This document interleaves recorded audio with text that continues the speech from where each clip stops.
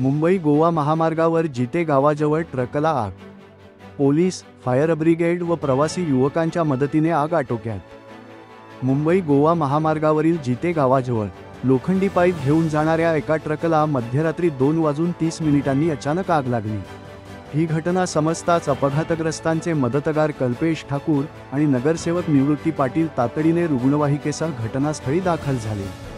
दरम्यान दादर सागरी पोलीस आणि पेण नगर परिषदेचे अग्निशमन दलही घटनास्थळी दाखल झाले आणि आग नियंत्रणात आणली. सदर ट्रक चालक चुन्नीलाल शर्मा नागोठणे येथून कळंबोलीकडे लोखंडी पाईप घेऊन जात असताना हा प्रकार घडला. आग लागल्यानंतर काही वेळातच नागरिक, पोलीस, फायर ब्रिगेड कर्मचारी आणि प्रवासी युवकांनी मदत केली.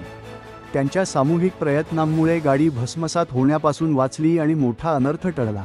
चालक सुरक्षित बचावला असून घटनास्थळावर भीषण अपघात टळल्याने समाधान व्यक्त केले जात आहे.